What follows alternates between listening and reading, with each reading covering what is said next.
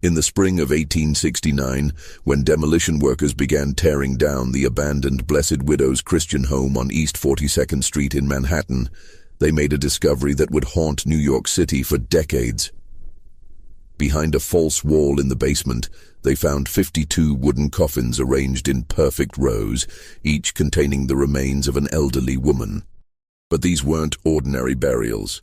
Each skeleton wore expensive jewelry, and beside every coffin lay a handwritten ledger entry detailing the woman's net worth down to the penny. The most chilling discovery came when investigators realized that according to official records, not a single one of these 52 women had ever died at the institution. They had simply vanished. For 22 years, the Blessed Widow's Christian Home had operated as Manhattan's most trusted charity for destitute widows, praised by newspapers and endorsed by prominent churches across the city. Yet somehow every wealthy widow who entered its doors had signed over her entire fortune to the institution before mysteriously disappearing without a trace. Before we uncover the horrifying truth behind these 52 missing souls, if you're brave enough to hear stories that most people would rather forget, hit that subscribe button now. This channel isn't for everyone, only for those who dare to explore the darkest chapters of American history. And tell us in the comments, what state are you listening from? We want to know where our fearless community of mystery seekers is located. What made this discovery even more disturbing was that the investigation would reveal a carefully orchestrated system of murder that had operated in plain sight, blessed by the church and celebrated by society for over 2 decades. The killer's methods were so refined, so perfectly disguised as Christian charity, that even the most suspicious minds never questioned what was happening behind those welcoming doors. In the 1840s, Manhattan was a city of dramatic contrasts that would shape one of America's most sinister crimes. While the wealthy built grand mansions along Fifth Avenue, their marble facades gleaming in the afternoon sun, thousands of immigrants crowded into tenements that stretched from the Bowery to the Hudson River like a sea of human desperation. The air itself told the story of inequality, perfumed and pristine in the uptown neighborhoods, thick with coal smoke and unwashed humanity in the downtown warrens where hope went to die. Among the most vulnerable were elderly widows, women who had lost their husbands and found themselves alone in an unforgiving city with little family support and even less legal protection. The law offered them no safeguards. A woman's property automatically transferred to her husband upon marriage, and widowhood often meant poverty, regardless of how comfortable their married life had been. Many discovered that their late husband's business partners or relatives had already claimed what they assumed would be their inheritance, leaving them with nothing but memories and the clothes on their backs. It was into this world of feminine vulnerability that Margaret O'Brien arrived in 1845, claiming to offer salvation. The Blessed Widow's Christian Home stood at 127 East 42nd Street, a 3-story brownstone building that had been converted from a private mansion with meticulous attention to creating an atmosphere of safety and respectability. The building's facade was painted a warm cream color that caught the morning light beautifully, with black shutters that were always perfectly maintained and window boxes filled with seasonal flowers that changed with mathematical precision. A brass plaque beside the heavy oak door read simply, "Blessed Widow's Christian Home, founded 1845, a haven for God's forgotten daughters." Margaret O'Brien was a woman of striking presence who understood instinctively how to project exactly the image that inspired trust. At 40 years old when she founded the home, she was tall and imposing without being intimidating, with steel-gray hair that she wore pulled back in a style that suggested both piety and competence. Her clothes were always of good quality, but never ostentatious, dark colors that spoke of respectability, fabrics that whispered of prosperity without shouting of excess. Her eyes were perhaps her most remarkable feature. Pale blue and penetrating, they could convey maternal warmth during public events and absolute authority in private conversations. O'Brien claimed to be an Irish immigrant who had arrived in New York in 1839 with impeccable references from Catholic charities in Boston. She spoke with just enough of an accent to seem authentic, but not so much as to appear foreign or unrefined. Her backstory, which she shared selectively and always with appropriate emotion, told of a comfortable childhood in County Cork, marriage to a successful merchant who died young of consumption, and a calling to serve God by caring for other women who had suffered similar losses. She had partnered with two individuals who complemented her skills perfectly. Catherine Kelly served as the institution's head caretaker and medical attendant. Kelly was a small, energetic woman in her mid-30s with graying brown hair and hands that were always busy, mending, cleaning, measuring medications, or writing detailed notes about each resident's condition. She moved through the building like a woman who knew every creak in the floorboards, every draft from the windows, every sound that meant something was amiss. Her background, according to the references she provided, included training as a nurse at Massachusetts General Hospital and experience caring for elderly patients in private homes throughout New England. Father Patrick Walsh completed their trio as the institution's chaplain and spiritual counselor. Walsh was young for a priest, barely 30 years old, with dark hair that curled slightly despite his attempts to keep it severely styled, and brown eyes that seemed to hold genuine compassion for human suffering. He was handsome in a way that made elderly women want to mother him and younger women forget their place, but he carried himself with the appropriate dignity of his calling. His voice was his greatest asset, rich, warm, and perfectly modulated for both intimate counseling sessions and formal sermons. Together, they had created what appeared to be a model Christian charity.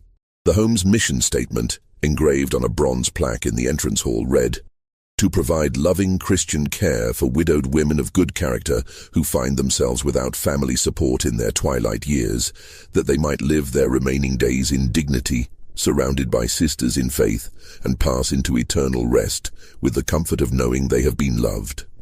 The institution operated on a sliding scale that seemed both practical and compassionate.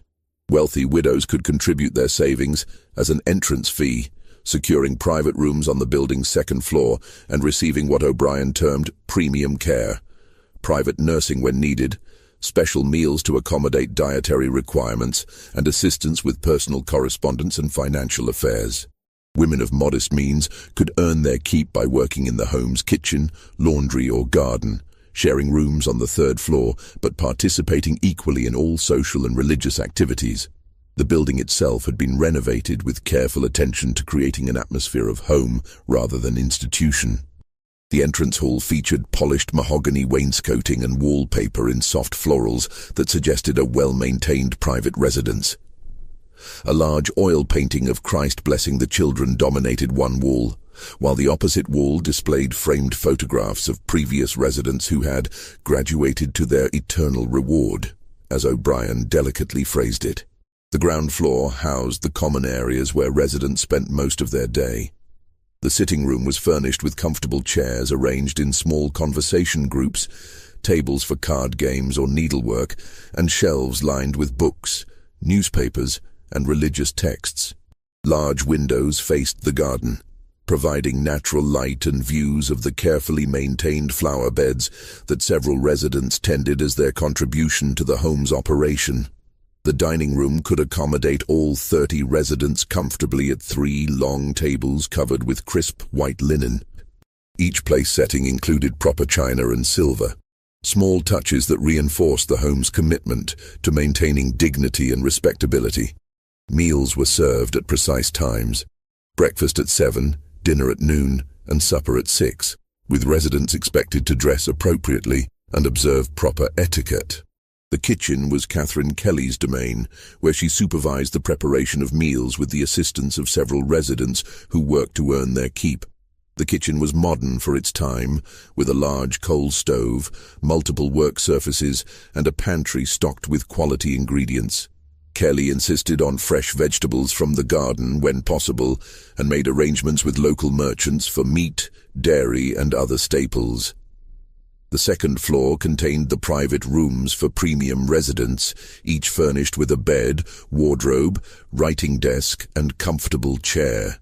These rooms were decorated individually to reflect their occupants' tastes, with residents encouraged to bring personal belongings and family photographs to make the space feel like home. A small library at the end of the hall provided additional reading material and a quiet space for private reflection. The third floor housed shared rooms for residents who contributed labor rather than money, as well as the staff quarters. While less luxurious than the private accommodations below, these rooms were clean, comfortable, and decorated with the same attention to detail that characterized the rest of the building. But perhaps the most important space in the entire building was the chapel that O'Brien had installed in what had once been the mansion's ballroom. The chapel was a beautiful space with vaulted ceilings, stained glass windows depicting scenes from the life of Christ, and wooden pews that could accommodate all residents comfortably. The altar was simple but elegant, topped with a marble cross and flanked by arrangements of fresh flowers that residents took turns providing from the garden. Each morning began with communal prayers in this chapel at precisely 6:30. Father Walsh conducted daily Mass for the Catholic residents while offering non-denominational services for the Protestant women. His sermons emphasized themes that resonated deeply with women who had experienced great loss: the Christian virtues of charity and forgiveness, the importance of accepting God's will even in times of suffering, and the spiritual benefits of releasing attachment to worldly possessions in preparation for eternal life. The daily routine was structured but not oppressive, designed to provide the comfort of predictability while allowing for individual preferences and needs. After morning prayers and breakfast, residents could choose how to spend their time. Many gathered in the sitting room for conversation or needlework, working on quilts, clothing repairs, or decorative items that were sold at local markets to raise funds for the home's operation. The garden behind the building provided another popular activity, especially during the warmer months. Residents could tend flower beds, grow vegetables for the kitchen, or simply sit in the shade and enjoy the relative quiet compared to the busy streets beyond the walls. The garden was enclosed by a high brick wall that provided privacy and security, with gates that were kept locked except during designated outdoor periods. Reading was encouraged, with residents having access to both religious texts and secular literature. O'Brien maintained subscriptions to several newspapers and magazines, ensuring that the women could stay informed about current events. She often led discussions about news articles during evening gatherings, encouraging residents to share their opinions and experiences related to the topics of the day. Evening meals were particularly important social occasions where residents shared stories of their past lives, discussed their hopes and concerns, and formed the friendships that made the home feel like a true community. O'Brien often joined these meals, asking about each woman's day and noting any concerns or needs that required attention. What made the Blessed Widow's Christian home particularly attractive to potential residents was its reputation for individualized care and genuine respect for each woman's dignity. Unlike the city's overcrowded poorhouses, where elderly women were warehoused in grim conditions with minimal care, or the expensive private arrangements that many widows could not afford, the home offered a middle path that seemed both practical and compassionate. The staff-to-resident ratio was unusually generous. One staff member for every 6 residents, allowing for personal attention to each woman's needs, whether medical, spiritual, or simply emotional. Catherine Kelly maintained detailed records of each resident's health status, medications, dietary requirements, and personal preferences. Father Walsh made himself available for private counseling sessions, offering spiritual guidance and emotional support to women struggling with grief, loneliness, or anxiety about their futures. Most importantly, the home had established a reputation for helping residents navigate the complex legal and financial challenges that many elderly widows faced. O'Brien herself was well versed in matters of inheritance law, property rights, and estate planning. She frequently assisted residents in organizing their affairs, contacting lawyers to draft or update wills, and ensuring that their final wishes would be properly executed. This assistance with legal matters had become one of the home's most valued services. Many women arrived with their financial affairs in disarray, unsure of their rights, or uncertain about how to protect their interests. O'Brien's guidance helped them understand their options and make informed decisions about how to manage their remaining resources. The home's reputation for this type of assistance spread throughout New York's community of elderly women, leading to a steady stream of referrals from former residents, family members, and even legal professionals who had worked with O'Brien. Lawyers throughout the city knew they could recommend the Blessed Widow's Christian Home to clients who needed both housing and help managing their affairs. On the morning of November 15, 1847, a chill autumn wind rattled the windows of the Blessed Widow's Christian Home as residents gathered for their usual morning prayers. The chapel was filled with the soft rustle of woolen shorts and the quiet murmur of conversations as women settled into their customary pews. But as 6:30 arrived and Father Walsh took his place at the altar, an immediate sense that something was wrong settled over the assembled congregation. Mrs. Eleanor Whitmore was not in her customary front pew. Eleanor Whitmore was a creature of absolute habit. In the 6 months since her arrival at the home, she had never once been late for morning prayers, never missed a meal, never deviated from her carefully structured daily routine. At 73 years old, she moved with the deliberate precision of someone who had learned that order and punctuality were the foundations of a life well lived. Her silver hair was always arranged in the same elegant chignon, her clothing always pressed and properly arranged, her posture always erect, despite her age. Mrs. Whitmore had been the picture of health just the day before, participating actively in the afternoon's needlework circle, where she had regaled the other residents with stories from her late husband's successful shipping business. She had discussed plans to write letters to distant relatives in Philadelphia, expressing particular excitement about corresponding with a grandniece who had recently announced her engagement. During the evening meal, she had been in especially good spirits, sharing memories of previous Christmas celebrations and asking Catherine Kelly about the home's plans for the upcoming holiday season. As the minutes passed and Mrs. Whitmore's absence became undeniable, Catherine Kelly rose from her usual seat near the back of the chapel. Kelly's normally composed demeanor showed signs of strain.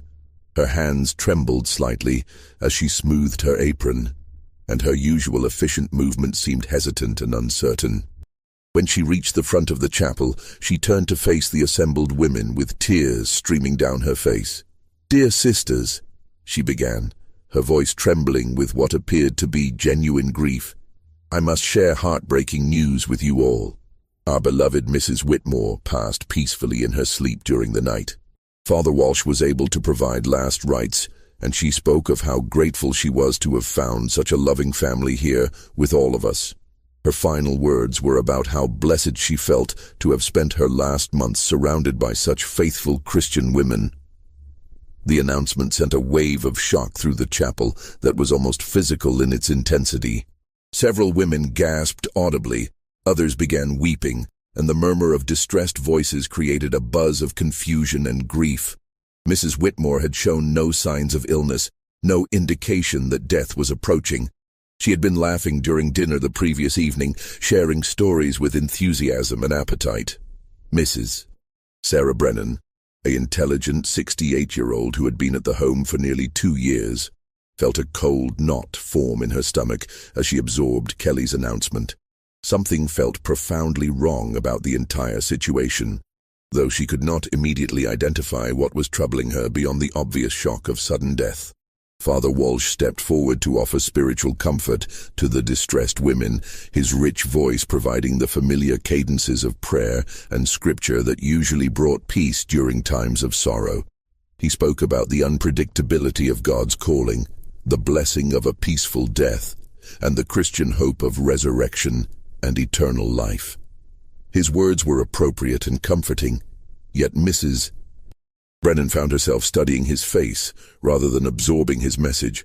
There was something in his expression, a subtle lack of genuine surprise or grief, that struck her as inconsistent with the sudden loss of a beloved resident. But what struck Mrs. Brennan as particularly strange was the speed with which everything had been arranged. By noon that same day, Mrs. Whitmore's body had already been removed from the building by undertakers, and Margaret O'Brien announced that she had been buried in a simple ceremony at Calvary Cemetery in Queens, in accordance with what she claimed were the deceased woman's final wishes. Mrs. Whitmore had expressed to me just last week her desire for a simple burial without fuss or ceremony, O'Brien explained to the gathered residents during the midday meal. She was quite specific about wanting to be laid to rest quickly and quietly, without burdening her new family here with prolonged mourning. She felt that excessive grief was selfish, and that we should celebrate her transition to eternal peace rather than dwelling on our own sense of loss. This explanation, while presented with O'Brien's usual authority and compassion, raised several troubling questions in Mrs. Brennan's mind. In all her months of friendship with Mrs. Whitmore, the deceased woman had never mentioned any preference for quick burial or simple ceremonies. Quite the opposite. She had often spoken about the elaborate funeral her husband had received, describing it with obvious pride and affection as a proper celebration of a life well lived. Mrs. Brennan's unease deepened when she attempted to pay her respects at Mrs. Whitmore's gravesite. When she approached O'Brien with this request, the director's response was gentle but firmly discouraging. "I understand your desire to honor Mrs. Whitmore's memory, dear," O'Brien said, placing a maternal hand on Mrs. Brennan's shoulder.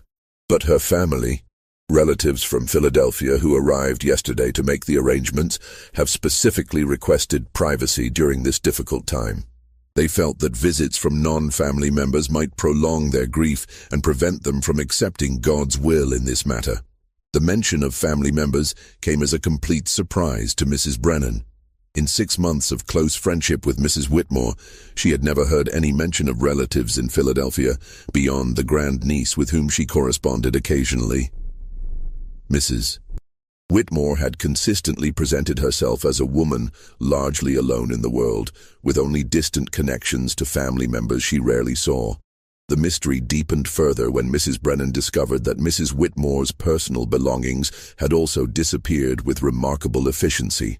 The ornate jewelry box that had held several valuable pieces inherited from her mother, the leather-bound journal in which she had written daily entries about her experiences at the home, the collection of photographs and letters that she had treasured as her last connections to her previous life, all had vanished from her room. When Mrs. Brennan inquired about these items, Catherine Kelly provided an explanation that was consistent with the story about the mysterious Philadelphia relatives, but no less troubling for its consistency. Everything was packed and sent to the family according to Mrs. Whitmore's written instructions, Kelly explained, her tone suggesting that such questions were slightly inappropriate. She had prepared very detailed directions about the disposition of her belongings, wanting to ensure that nothing would be wasted or forgotten. It's really quite touching how thoroughly she planned for her departure from this world. But Mrs. Brennan knew that Mrs. Whitmore had been working on organizing her belongings just days before her death, and the elderly woman had mentioned wanting to give several pieces of jewelry to fellow residents as remembrances. She had specifically discussed her intention to leave her pearl brooch to Mrs. Brennan herself, as a token of their friendship. Over the following weeks, as life at the home settled back into its usual routines, Mrs. Brennan began to notice other troubling patterns that she had previously overlooked or dismissed as coincidence. Mrs. Whitmore had not been the first resident to die suddenly and be buried with unusual haste. In the 2 years since Mrs. Brennan's arrival, 5 other women had passed away under remarkably similar circumstances. There had been Mrs. Adelaide Morrison, a 70-year-old widow who had arrived with a substantial inheritance from her husband's textile business. Mrs. Morrison had died suddenly in February 1846, just 4 months after her arrival, on a night when she had seemed perfectly healthy. Like Mrs. Whitmore, she had been buried quickly in a private ceremony that excluded the other residents. Mrs. Ruth Patterson had followed in August 1846, another wealthy widow who had contributed a significant entrance fee and died unexpectedly during her sleep. Mrs. Catherine Donnelly in January 1847, Mrs. Margaret Sullivan in June 1847, and Mrs. Elizabeth Hayes in September 1847, all following the same pattern of sudden nighttime death and immediate burial. The most unsettling realization came when Mrs. Brennan attempted to verify the details of these deaths with local newspapers. Despite the prominent status that many of these women had held in New York society, Mrs. Morrison had been well known in textile circles. Mrs. Patterson had been active in charitable organizations. Mrs. Donnelly had been married to a successful merchant. Not a single obituary had appeared in any publication. It was as if these women had simply vanished from existence, leaving behind only their wealth and their empty beds. Mrs. Brennan's growing suspicions received unexpected confirmation when she encountered Mrs.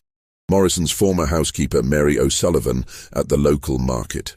O'Sullivan had served the Morrison household for over 15 years and was devastated to learn that her former employer had died months earlier without her knowledge.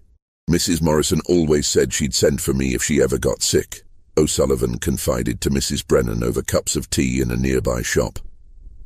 She treated me like family, and I can't understand why no one notified me about her passing. I've been wondering why I never heard from her after she moved to that home. She promised to write every week, but I never received a single letter. This conversation revealed another disturbing pattern. None of the deceased women had maintained contact with their previous lives after entering the home.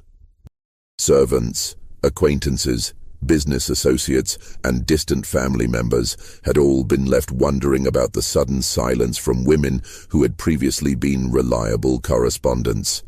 As winter settled over Manhattan in early 1848, the atmosphere within the Blessed Widow's Christian home began to change in ways that were subtle but unmistakable to someone paying close attention.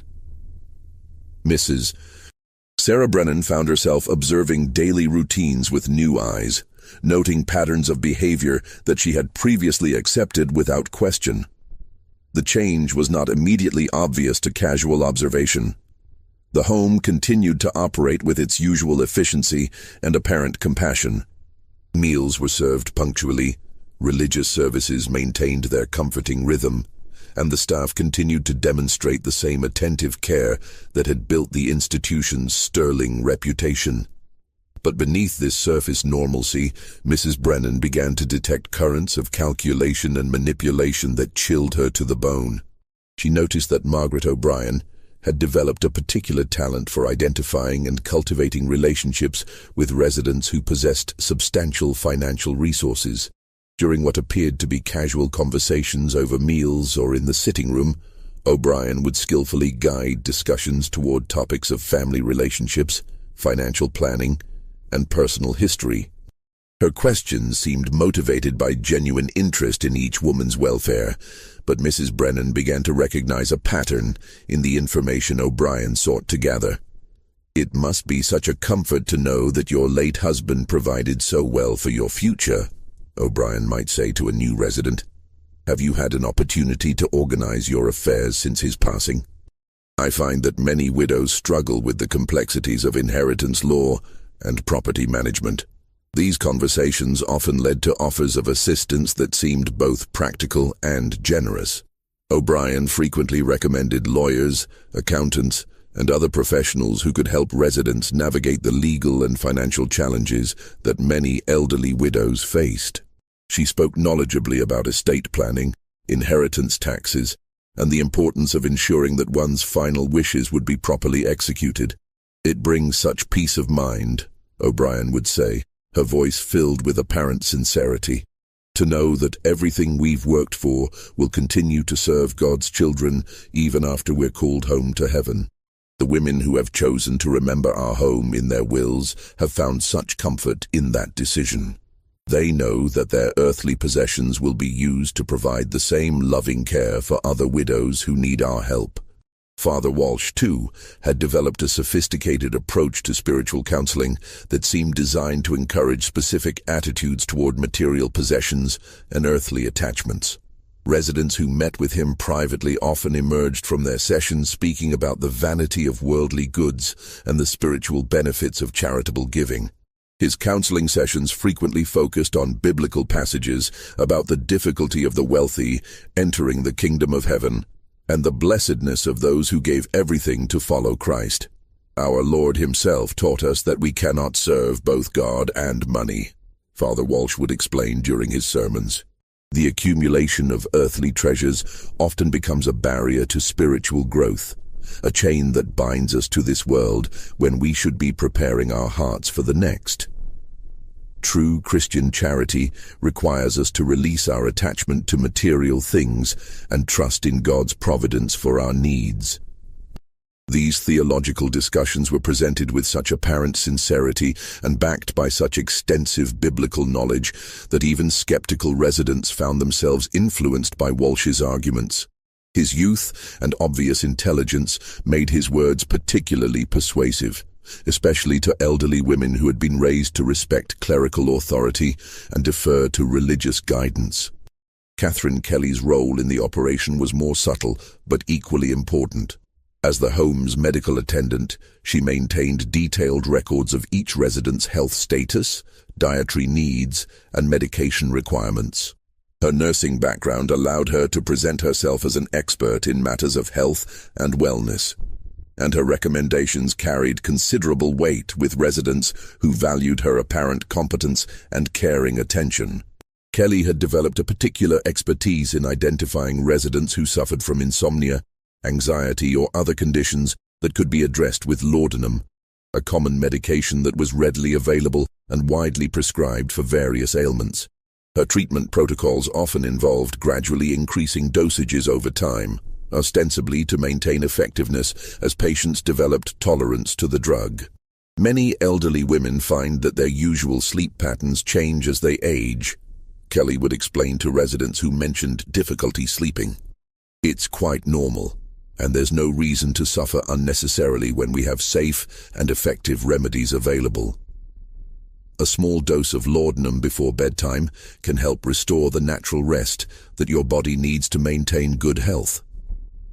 Mrs. Brennan's growing awareness of these patterns was crystallized by a conversation she overheard in late February 1848. Unable to sleep due to the arthritis pain that often plagued her during cold weather, she had risen from her bed around midnight to walk the corridors of the home. Gentle exercise that usually helped ease her discomfort and tire her enough to return to sleep. As she moved quietly through the building's darkened hallways, she noticed light coming from beneath the door of Margaret O'Brien's office on the ground floor. Curious about who might be working so late and concerned that someone might need assistance, she approached the door intending to offer help. The door was slightly ajar, and through the opening she could see O'Brien seated at her desk with Catherine Kelly and Father Walsh gathered around her. The desk was covered with what appeared to be legal documents, small bottles of medication, and a leather ledger that O'Brien was writing in with careful precision. A small bag of coins sat to one side, and the occasional clink of metal suggested that it contained a substantial amount of money. The conversation she overheard froze her blood. The new resident, Mrs. Patterson, mentioned her late husband's shipping investments again today, O'Brien was saying as she made notes in the ledger. Catherine's assessment suggests she's worth at least $15,000, possibly significantly more. She has no children, no close family that she's mentioned beyond a nephew in Boston who she sees perhaps once every few years. Father Walsh nodded thoughtfully. She's been attending my counseling sessions regularly, and I believe she could be guided toward the proper spiritual perspective on material attachments. She's quite devout, very susceptible to discussions about Christian charity and eternal rewards. Her guilt about her comfortable circumstances, while others suffer, could be channeled toward generous charitable giving. Excellent, O'Brien replied, making additional notes. But we must be patient with the timeline. Too many transitions in a short period would raise questions that we cannot afford to answer. Mrs. Henderson has only been gone for 6 weeks, and Mrs. Whitmore's departure was just 3 months ago. We should wait at least another month before beginning the formal process with Mrs. Patterson." Kelly consulted a small notebook filled with her careful handwriting. "Mrs. Patterson has already begun taking laudanum for her sleep difficulties, though she doesn't realize that's what I've been giving her. I've told her it's a special herbal preparation that I make myself. Her tolerance is building nicely, and she's already comfortable with the idea of taking medication before bedtime. When the time comes, increasing the dosage will be simple and unsuspicious." "What about the legal preparations?" Walsh asked. O'Brien smiled with satisfaction as she referenced another document. "I've already begun discussing estate planning with her during our casual conversations. She's expressed concern about her nephew's gambling habits and has mentioned wanting to ensure that her money goes to worthy causes rather than being wasted on his debts. Suggesting that she leave everything to our home as a charitable legacy will seem like a natural solution to her concerns." Mrs. Brennan felt her knees go weak as the full implication of the conversation became clear. These people were planning Mrs. Patterson's death, discussing it with the casual efficiency of merchants planning a routine business transaction. Mrs. Henderson and Mrs. Whitmore had not died natural deaths. They had been murdered, killed for their money by the very people they had trusted to care for them. But even more horrifying was the realization that this was not a crime of opportunity or passion, but a systematic operation that had been running for months or possibly years. The careful planning, the patient cultivation of trust, the methodical approach to legal and medical preparation, all indicated a level of premeditation that made the crimes infinitely more chilling. Backing away from the door as quietly as possible, Mrs. Brennan returned to her room with her mind racing and her heart pounding. Sleep was impossible as she tried to process what she had learned and decide what, if anything, she could do to stop the next murder. The weeks following Mrs. Brennan's horrifying discovery became a period of careful investigation, conducted under the most dangerous possible circumstances. She knew that any obvious signs of suspicion or investigation would likely result in her becoming the next victim. Yet she also knew that she could not stand by and allow Mrs. Patterson or other residents to be murdered without attempting to stop the killings. Her first priority was to learn more about the true backgrounds of the 3 people running the home. If they were capable of systematic murder, she reasoned, they were certainly capable of lying about their identities and qualifications. Using her weekly trips to the local market as opportunities for discreet investigation, she began asking careful questions of merchants, neighbors, and anyone else who might have information about the home's staff. Her breakthrough came when she encountered Mr. Timothy Flanagan, the elderly clerk at St. Patrick's Cathedral, who maintained records of all priests assigned to serve in the archdiocese. During a conversation about the spiritual comfort that Father Walsh provided to the residents, Flanagan's response revealed a disturbing inconsistency. "Father Walsh, you say?" Flanagan asked, his bushy white eyebrows drawing together in confusion. "I'm afraid I don't know anyone by that name among our priests. Could you perhaps be thinking of Father William Walsh from St. Mary's? He's been serving that parish for nearly 20 years. But he's much older than the man you're describing." When Mrs. Brennan provided a more detailed description of their chaplain, Flanagan became even more puzzled. "No, I'm quite certain we have no Father Patrick Walsh in the archdiocese, and from what you're telling me about his age and appearance, I would surely remember him if he had been ordained here. Perhaps he's visiting from another diocese?" This conversation prompted Mrs. Brennan to pay closer attention to Father Walsh's behavior during religious services. She noticed that while his sermons were eloquent and his biblical knowledge impressive, he occasionally stumbled over Latin phrases during Mass in ways that suggested he was reading from a text rather than reciting familiar prayers from memory. His pronunciation of certain Latin words was also inconsistent, sometimes correct and sometimes revealing an uncertainty that seemed inconsistent with proper priestly training. Most damning of all was an evening when she observed him alone in the chapel, apparently practicing his Latin pronunciation from a small book. She watched through a crack in the door as he repeated the same prayer multiple times, consulting the book frequently and moving his lips silently as if memorizing unfamiliar words. Her investigation into Catherine Kelly's background proved equally revealing. Through conversations with Mary O'Sullivan, Mrs. Morrison's former housekeeper, she learned about Kelly's supposed nursing experience at Massachusetts General Hospital. O'Sullivan's brother worked as a porter at that institution, and when asked about Kelly, he had no memory of anyone by that name working there during the period she claimed to have served. "My brother Patrick knows all the nurses who've worked at the hospital over the past 10 years, O'Sullivan confided. "He says there's never been a Catherine Kelly in their employ." "Are you sure that's where she said she worked?" Mrs. Brennan's most disturbing discovery came when she managed to gain access to O'Brien's office during the director's absence for a meeting with potential benefactors. The office was normally kept locked, but Mrs. Brennan had observed Kelly entering with a key that she kept on a ring attached to her belt.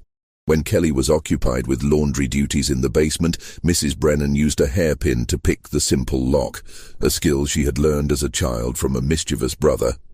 Inside the office, she found evidence that confirmed her worst fears and revealed the true scope of the crimes being committed at the home. Hidden behind a false panel in the desk drawer, a hiding place she discovered purely by accident when the drawer stuck and she had to manipulate it to close properly, she found a collection of documents that painted a picture of systematic fraud and murder spanning multiple years. The documents included copies of wills, all leaving substantial estates to the Blessed Widow's Christian home, signed by women who had supposedly died natural deaths. But more horrifying still was a detailed ledger that listed each deceased resident by name, date of death, exact value of their estate transferred to the home, and brief notes about the method used to secure their cooperation. The ledger revealed that in just 3 years of operation, the home had acquired over $300,000 through the deaths of 21 women, far more than Mrs. Brennan had suspected. Each entry included notes about the woman's family situation, her estimated wealth, and the approach used to convince her to change her will. Some entries contained phrases that made Mrs. Brennan's blood run cold. Laudanum increased gradually over 6 weeks. Document signed while heavily sedated. Death occurred as planned, burial arranged within 8 hours, and no family inquiries received. But the most terrifying discovery came when Mrs. Brennan found a second ledger that appeared to contain future plans. Mrs. Patterson's name was listed with an estimated date for her transition just 6 weeks away, and projected inheritance value of $18,000. Below her name were 5 other current residents, including Mrs. Brennan herself, with similar notations and financial estimates. Next to Mrs. Brennan's own name, someone had written, "Potentially problematic due to intelligence and observational skills, may require special handling." The discovery that she was already marked for death sent a wave of terror through Mrs. Brennan that nearly paralyzed her ability to think rationally. But beneath the fear was a burning determination to expose the truth and save the lives of her fellow residents. She carefully photographed the most important documents in her memory, then returned everything to its exact position before relocking the office door. Among the most chilling discoveries in O'Brien's files were letters of correspondence that revealed the true scope of the operation. O'Brien had been in contact with similar charitable institutions in Philadelphia, Boston, and Baltimore, sharing methods and even referring wealthy widows to each other when circumstances required moving victims between cities. The network of murder for inheritance schemes stretched across multiple states and had been operating for nearly a decade. One letter, dated just 2 months earlier, described the retirement of an operation in Philadelphia after certain complications arose with local authorities. The writer, signing herself as Sister Margaret, advised O'Brien to be prepared to close the current enterprise and relocate if necessary, and provided detailed instructions for destroying evidence and disposing of problematic assets. Mrs. Brennan also found records indicating that the home's sterling reputation had been carefully cultivated through strategic charitable donations and social connections.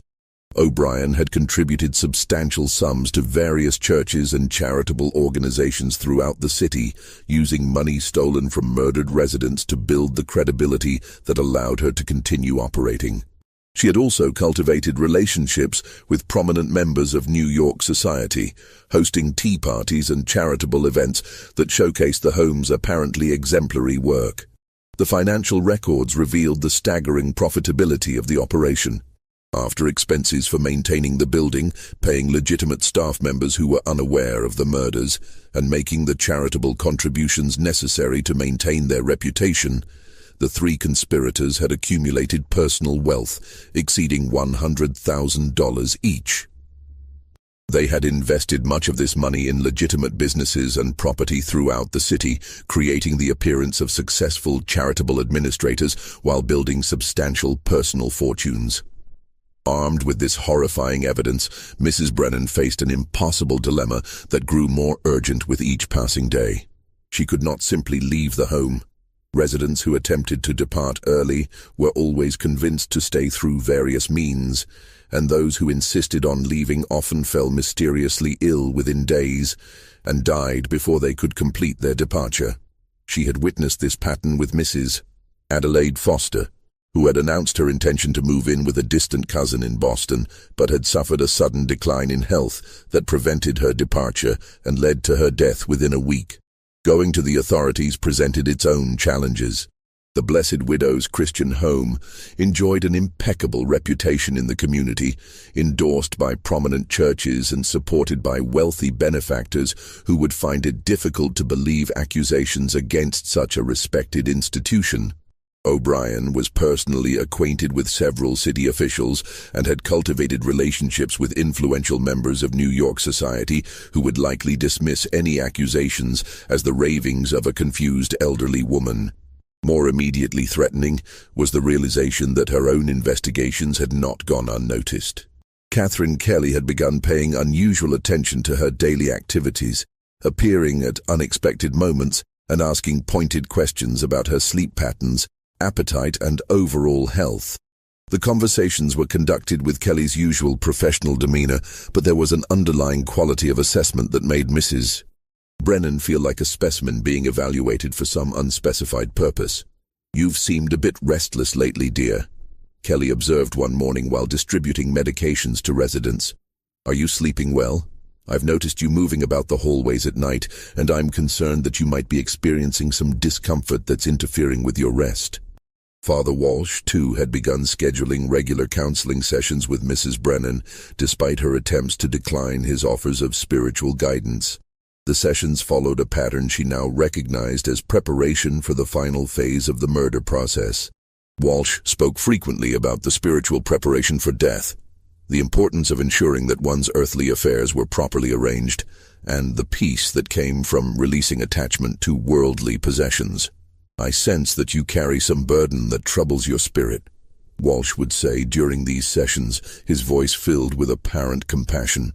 "Many women your age find themselves wrestling with questions about the meaning of their remaining years and the proper disposition of the worldly goods they've accumulated. These concerns are natural, but they can become spiritual obstacles if we allow them to consume our thoughts." Most alarmingly, O'Brien herself had begun making casual inquiries about Mrs. Brennan's financial situation and family connections. During what appeared to be friendly conversations over meals or in the sitting room, she would ask about distant relatives, investment accounts, and any legal arrangements that Mrs. Brennan might have made for the disposition of her modest estate. "I hope you won't think me presumptuous," O'Brien said during one such conversation, "but I've noticed that you never receive correspondence from family members, and you've never mentioned having legal representation for your affairs. As women age, it becomes increasingly important to ensure that their interests are properly protected. I would be happy to recommend attorneys who specialize in elder law and estate planning." Mrs. Brennan realized that she was being evaluated and prepared for murder, with the same methodical approach that had been used on all the previous victims. The process was so refined, so perfectly disguised as caring attention to her welfare, that she might never have recognized it if she hadn't discovered the truth about the home's operations. Her situation became even more precarious when she began to suspect that her food and medications might already be tampered with. She noticed that her evening meals sometimes had a slightly bitter aftertaste that she hadn't experienced before, and the herbal tea that Kelly insisted she drink for her arthritis often left her feeling drowsy and disoriented in ways that seemed inconsistent with its supposed ingredients. When she discreetly disposed of these items instead of consuming them, her sleep improved dramatically and her thinking became clearer, changes that suggested she had indeed been receiving small doses of laudanum designed to make her more compliant and easier to manipulate. The crisis reached its peak on the night of May 3, 1848, when Mrs. Brennan was awakened by soft footsteps in the corridor outside her room. Through her keyhole, she could see Catherine Kelly moving silently through the hallway, carrying a small medical bag and a lantern turned down to its lowest setting. Kelly's movements had the deliberate quality of someone performing a familiar routine, and her destination was clearly predetermined. Kelly stopped at the door of Mrs. Patterson's room and quietly worked the lock open with what appeared to be a master key. Mrs. Brennan watched in horror as Kelly disappeared into Mrs. Patterson's room, knowing that she was witnessing the final act of a murder that had been planned for weeks. For nearly 20 minutes, Kelly remained in Mrs. Patterson's room while Mrs. Brennan struggled with the terrible decision of whether to intervene. She knew that confronting Kelly directly would likely result in her own immediate murder, but she also knew that remaining silent would make her complicit in Mrs. Patterson's death. When Kelly finally emerged from the room, she was no longer carrying the medical bag, and her movements had a satisfied, businesslike quality that chilled Mrs. Brennan to the bone. Kelly locked Mrs. Patterson's door behind her and disappeared down the corridor toward her own quarters, apparently confident that her work was complete. Mrs. Brennan knew that by morning, Mrs. Patterson would be found dead in her bed, another victim of the home's systematic murder operation. The thought of watching another innocent woman die while she remained safe in her own room was unbearable. Unable to witness another murder without taking action, Mrs. Brennan made a decision that she knew might cost her own life, but represented the only chance to save Mrs. Patterson and potentially expose the entire operation. As soon as Kelly's footsteps faded down the corridor, she crept from her room and moved carefully toward Mrs. Patterson's door. The lock that Kelly had used a key to open was now secured again, but Mrs. Brennan's childhood experience with picking locks served her well in this desperate moment. Working as quietly as possible with a hairpin, she managed to open the door and slip into Mrs. Patterson's room. What she found confirmed her worst fears. Mrs. Patterson was unconscious but still breathing, lying in her bed with an empty medicine glass on her bedside table that smelled strongly of laudanum mixed with something else, possibly chloral hydrate or another sedative that Kelly had added to ensure a fatal outcome. The elderly woman's breathing was shallow and irregular, and her skin had a grayish pallor that suggested the poison was already working to shut down her vital systems. Working quickly and as quietly as possible, Mrs. Brennan managed to rouse Mrs. Patterson enough to make her vomit most of the poison she had been given. It was a desperate measure that might not work, but it was the only intervention she could attempt without medical training or proper antidotes. For the next several hours, she sat with the semi-conscious woman, helping her drink small sips of water to flush the remaining poison from her system and keeping her awake to prevent her from slipping into the final coma that Kelly had intended. It was a terrifying vigil, conducted in near-total darkness, with the constant fear that Kelly might return to check on her victim. By dawn, Mrs. Patterson was weak but alert, and she listened with growing horror as Mrs. Brennan explained what had nearly happened to her and what had definitely happened to the other residents who had died at the home. "They were going to kill me," Mrs. Patterson whispered, her voice hoarse from the effects of the poison and the forced vomiting. "But why? I've done nothing to harm anyone. I've been nothing but grateful for their care." Mrs. Brennan showed her the evidence she had gathered, the notes she had copied from O'Brien's ledgers, the details of the systematic operation, and the specific plans that had been made for Mrs. Patterson's murder and the theft of her inheritance. "It's about your money," Mrs. Brennan explained grimly. "They've been murdering wealthy widows and stealing their estates for years. You were supposed to die tonight, and by tomorrow they would have buried you and claimed your entire inheritance as a charitable donation to the home." The realization that her trust had been so completely betrayed left Mrs. Patterson shaken and terrified, but it also filled her with a determination to ensure that no other women would suffer the same fate. Together they developed a desperate plan that offered their only chance of exposing the murders and escaping with their lives. Mrs. Patterson would continue to pretend to be unconscious, while Mrs. Brennan slipped out of the building to contact the authorities. But they both knew that convincing the police to investigate such a respected institution would require more evidence than copied notes and the testimony of two elderly women. As the sun rose on May 4, 1848, Mrs. Brennan made her way through the empty streets of Manhattan toward the office of Detective Inspector Thomas Fitzgerald, one of the few police officials she believed might take her accusations seriously. Fitzgerald had built his reputation on several high-profile cases involving crimes against elderly and vulnerable citizens, and his willingness to investigate cases that other officers might dismiss had made him both respected and controversial within the police department. Fitzgerald's office was located in a narrow building near City Hall, up 3 flights of stairs that left Mrs. Brennan breathless and dizzy by the time she reached his door. The detective was a man in his early 40s with graying hair and intelligent eyes that suggested both skepticism and compassion, qualities that Mrs. Brennan hoped would serve her well in this desperate situation. Initially, Fitzgerald was politely skeptical of Mrs. Brennan's accusations. The Blessed Widow's Christian Home was well known to him as a respectable charitable institution, and the idea that it could be operating as a front for systematic murder seemed almost impossible to believe. "Mrs. Brennan," he said gently, "I understand that you're concerned about your fellow residents, but what you're describing would represent one of the most extensive criminal operations in the city's history. Are you certain that you haven't misunderstood some of what you've observed?" But as Mrs.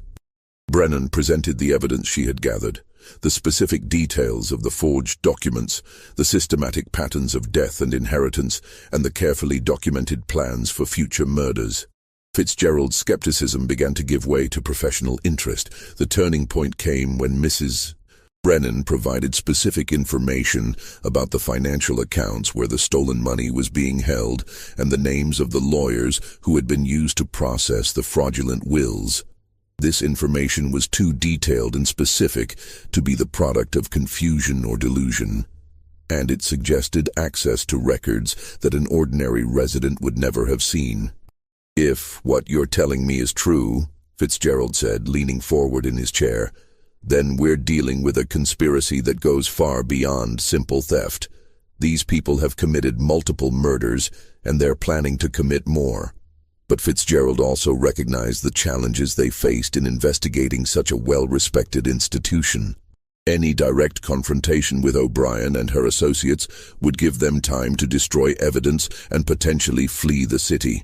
He needed to gather enough proof to make arrests and secure convictions before the conspirators realized they had been discovered. The detective's plan was both bold and risky.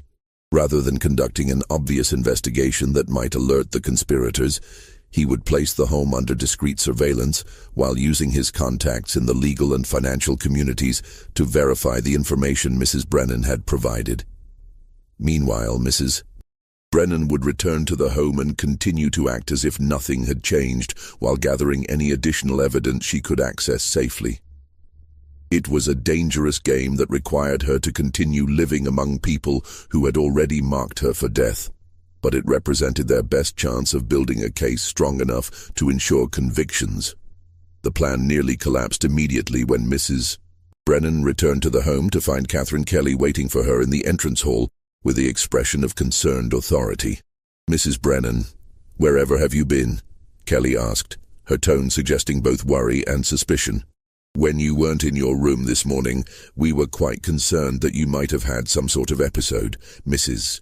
Patterson has taken quite ill during the night, and we were hoping you might have some information about her condition since you're such close friends. The mention of Mrs. Patterson sent a chill through Mrs. Brennan, but she maintained her composure and provided a carefully prepared explanation for her absence.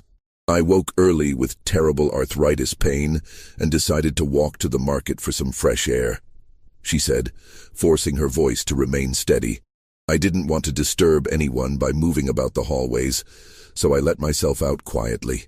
I'm sorry if I caused any worry. Kelly's response suggested that Mrs. Brennan's explanation was accepted, but there was something in the woman's eyes that indicated increased suspicion and attention.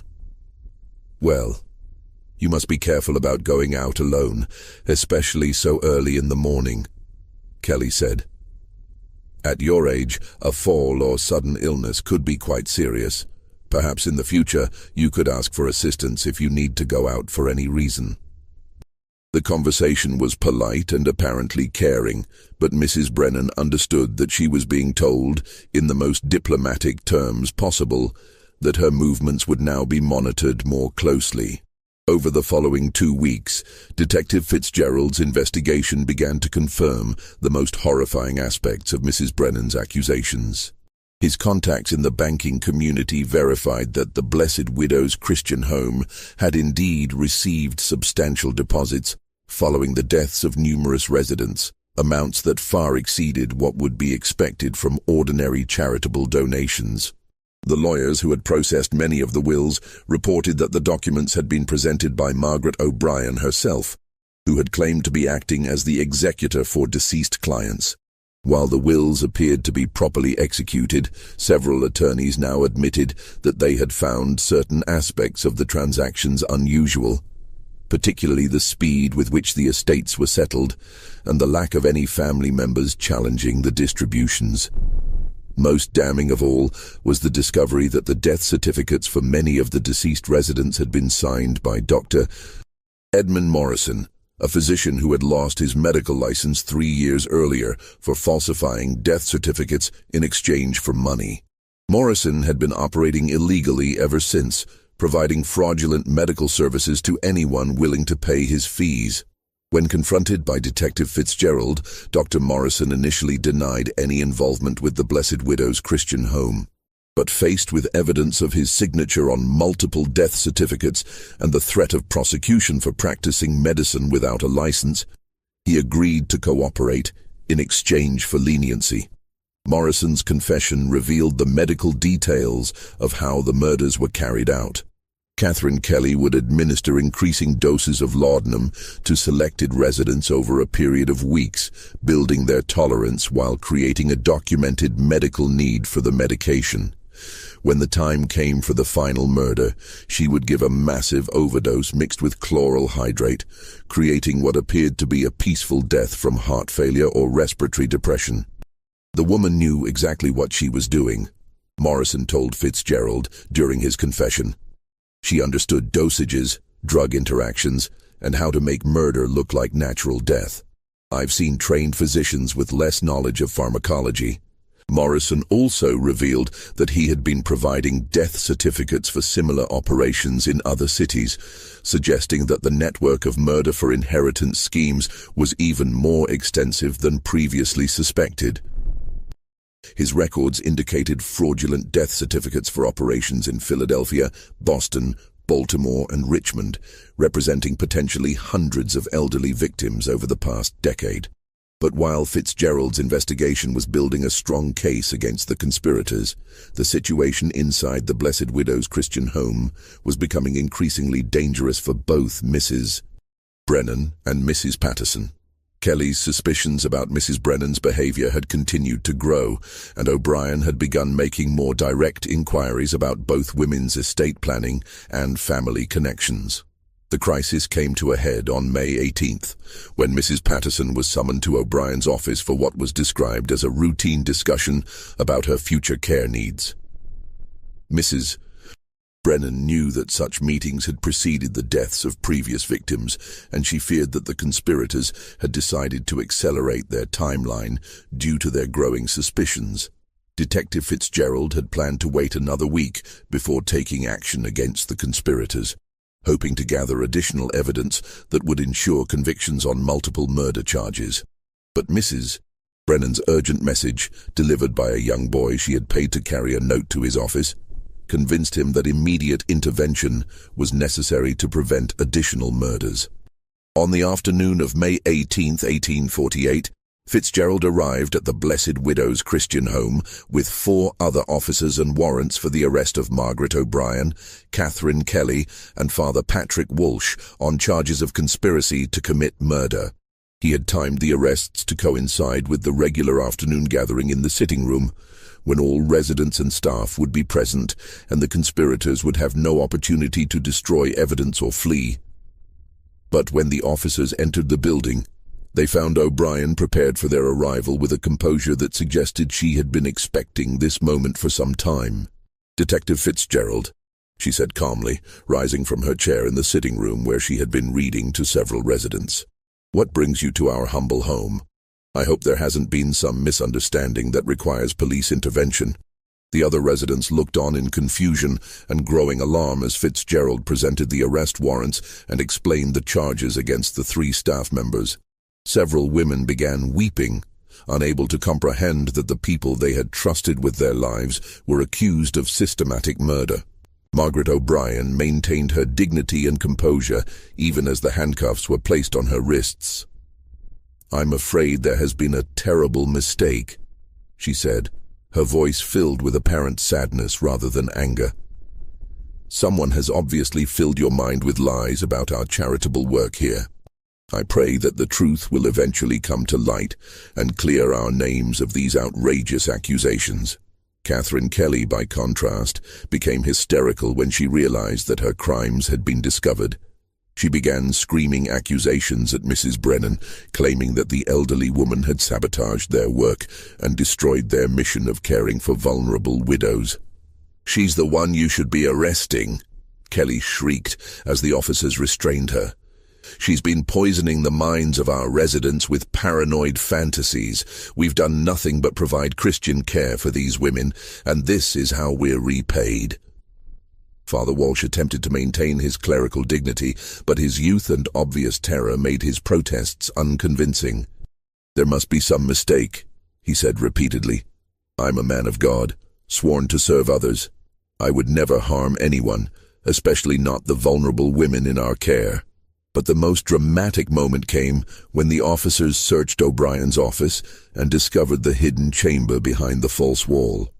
The collection of documents, ledgers, and correspondence that Mrs. Brennan had described was exactly where she had said it would be, providing irrefutable evidence of the systematic nature of the crimes. Even more shocking was the discovery that the operation had been far more extensive than anyone had suspected. The hidden records revealed not 21 murders, as the visible ledger had indicated, but 52 deaths over the 5 years since the home had been established. The earlier murders had been recorded in separate ledgers that documented the refinement of their methods and the expansion of their operation. The financial records showed that the 3 conspirators had stolen over $700,000 from their victims, a staggering sum that represented one of the largest theft operations in American history. They had used this money to establish legitimate businesses, purchase real estate, and create the appearance of successful charitable administrators, while systematically murdering the women they pretended to serve. But the most horrifying discovery came when the officers searched the building's basement and found evidence of the hidden burial chamber that would not be fully excavated until the building's demolition 21 years later. Behind what appeared to be a solid foundation wall, they found a carefully excavated chamber that extended beneath the garden behind the building. The chamber contained not just the evidence of recent murders, but a systematically organized burial ground with wooden coffins arranged in precise rows. The coffins were numbered and labeled, with detailed records beside each grave documenting the victim's name, date of death, method of murder, and the value of the estate that had been stolen. The records revealed that the operation had been far more methodical and extensive than even Mrs. Brennan had suspected.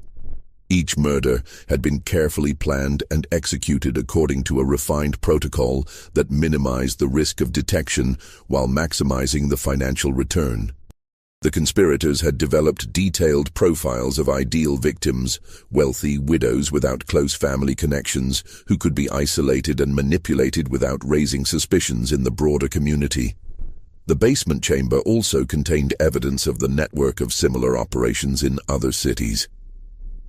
Correspondence with charitable institutions in Philadelphia, Boston, Baltimore, and Richmond revealed a coordinated system of murder for inheritance schemes that had been operating for over a decade. Most chilling of all were the personal effects that had been stored with each body: jewelry, photographs, letters, and other mementos that the victims had treasured as their last connections to their previous lives.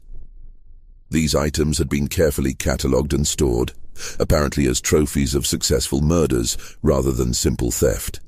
The trial of Margaret O'Brien, Catherine Kelly, and Patrick Walsh became one of the most sensational criminal cases in New York City's history, attracting nationwide attention and exposing the vulnerability of elderly women in a society that provided them with few legal protections. The prosecution, led by District Attorney William Price, presented a case that documented not just the murders committed at the Blessed Widow's Christian home, but the entire network of similar operations that had been preying on vulnerable elderly women throughout the eastern United States. The evidence was overwhelming and horrifying. Medical experts testified about the sophisticated methods used to administer fatal doses of laudanum and other drugs while making the deaths appear natural. Legal experts explained how the fraudulent wills had been created and executed, often while the victims were sedated and unable to understand what they were signing. Financial experts detailed the complex system of accounts and investments that the conspirators had used to hide their stolen wealth, while building legitimate businesses that provided cover for their criminal operations.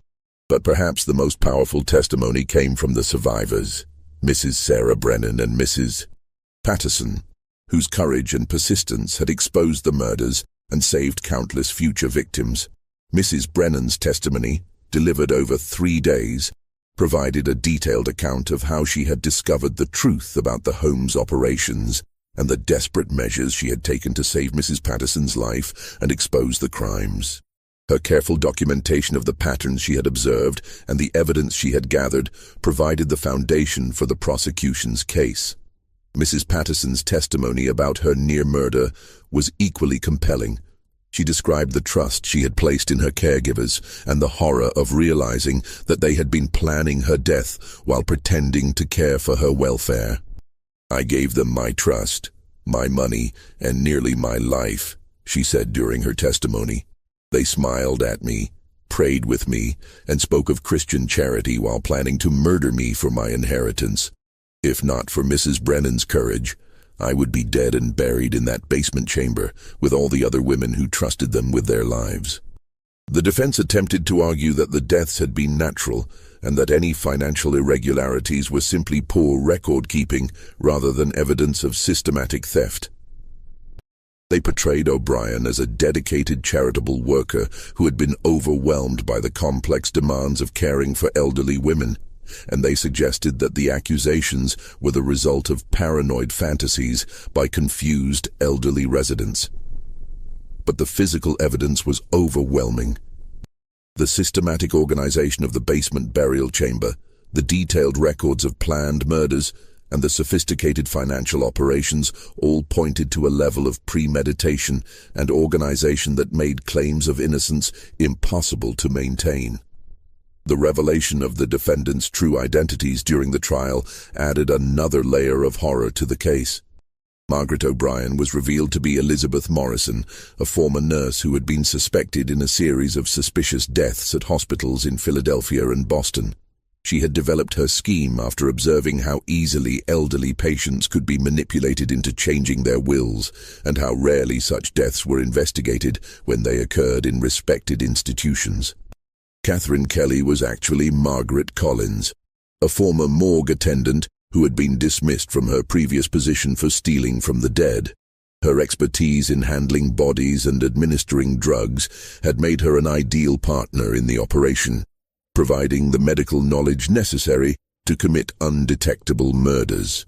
Father Patrick Walsh was revealed to be James Murphy, a former actor who had never received any religious training, but possessed the charisma and confidence necessary to convince vulnerable women to trust him with their spiritual and financial affairs. His supposed ordination was completely fraudulent, supported by forged documents and false references. The investigation that followed the arrests revealed the true scope of the murder for inheritance network that had been operating throughout the eastern United States. Police departments in multiple cities began investigating similar charitable institutions, leading to additional arrests and the exposure of hundreds of additional murders. In Philadelphia, the St. Catherine's Home for Elderly Women was revealed to be another front for systematic murder, with over 30 victims discovered in a hidden basement chamber similar to the one in New York. The operation had been run by Elizabeth Morrison before she moved to New York and established the Blessed Widow's Christian Home. Boston authorities uncovered evidence of a similar operation at the Mercy House for Widowed Ladies, while Baltimore police discovered that the Christian Sanctuary for Elder Women had been murdering residents for over 8 years before closing suddenly when local suspicions began to grow. The total number of victims across all the connected operations was estimated to exceed 200 women, making it one of the most extensive serial murder cases in American history. The amount of money stolen was calculated at over $2 million, an enormous sum for the 1840s that represented the life savings of hundreds of elderly women. The exposure of the network led to significant changes in how charitable institutions were regulated and monitored. New laws required regular inspections of such facilities, background checks for staff members, and legal protections for elderly residents who wished to change their living arrangements. The trial concluded with convictions on multiple counts of murder, conspiracy, fraud, and theft. The evidence was so overwhelming that the jury deliberated for less than 2 hours before returning guilty verdicts on all charges. Margaret O'Brien was sentenced to death by hanging, a sentence that was carried out on October 15, 1849, before a crowd of thousands who had gathered to witness the execution of one of America's most notorious female criminals. She maintained her innocence until the end, claiming that she had been wrongly accused of crimes committed by others. Catherine Kelly received a sentence of life imprisonment and was sent to the Auburn State Prison, where she died of tuberculosis in 1863.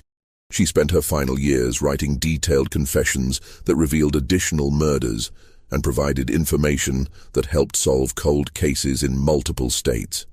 Patrick Walsh was sentenced to 20 years in prison, but died of pneumonia after serving only 6 years. His death was attributed to the harsh conditions in prison and his inability to adapt to the physical demands of incarceration.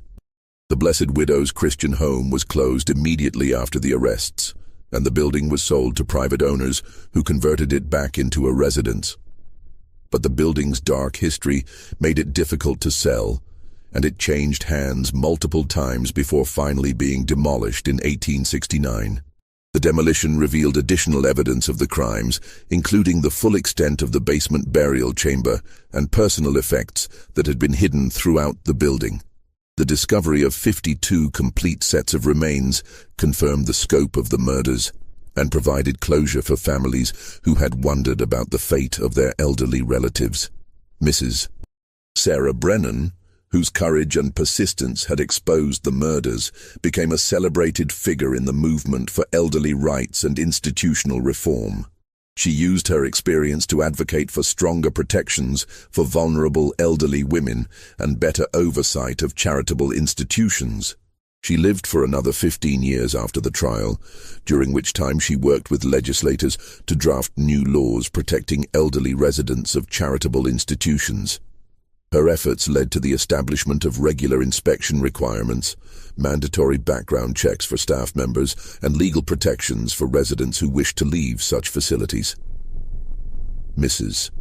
Brennan also worked with Detective Fitzgerald to investigate other suspicious charitable institutions throughout the region, helping to prevent additional murders and expose fraud in several other cases. Her expertise in recognizing the warning signs of institutional abuse made her a valuable consultant for law enforcement agencies dealing with similar cases. Mrs. Patterson recovered fully from her near-death experience and used her saved inheritance to establish a legitimate, charitable foundation that provided assistance to widows throughout the city. The Patterson Foundation, as it became known, offered both financial assistance and legal advocacy for elderly women who found themselves vulnerable to exploitation. The foundation also established the first shelter specifically designed to protect elderly women from financial predators and abusive family members. The shelter provided temporary housing, legal assistance, and advocacy services for women who needed protection while organizing their affairs or finding safe permanent housing. Both women remained close friends for the rest of their lives, bonded by their shared experience of surviving one of America's most horrifying criminal conspiracies. They continued to speak publicly about their experience, using their story to educate others about the warning signs of institutional abuse and the importance of maintaining connections with the outside world. The case of the Blessed Widow's Christian Home had a profound impact on American society's understanding of the vulnerability of elderly women and the need for legal protections against exploitation. The systematic nature of the murders and the sophisticated methods used to conceal them revealed how easily trust could be exploited when combined with social isolation and limited legal protections. The case also highlighted the particular vulnerability of widows in 19th century America, where women had few legal rights and limited options for independent living after the death of their husbands. The murders demonstrated how these vulnerabilities could be exploited by criminals who understood the social and legal systems that left elderly women defenseless. The public outrage generated by the case led to significant reforms in how charitable institutions were regulated and monitored. New laws required regular inspections, background checks for employees, and legal protections for residents who wished to change their living arrangements or complain about their treatment. The case also led to changes in inheritance law and estate planning, with new requirements for independent verification of wills and additional protections against fraud. These changes made it much more difficult for criminals to steal inheritances through coercion or fraud. Perhaps most importantly, the case demonstrated the importance of maintaining social connections and outside oversight for vulnerable elderly individuals. The isolation that made the victims easy targets also prevented outside intervention that might have saved their lives. Do you think something like this horrifying operation could happen in today's world? Or have our legal protections and oversight systems evolved enough to prevent such systematic murder? The story of the Blessed Widow's Christian Home reminds us that evil often wears the mask of charity and that vigilance is the price of safety for society's most vulnerable members.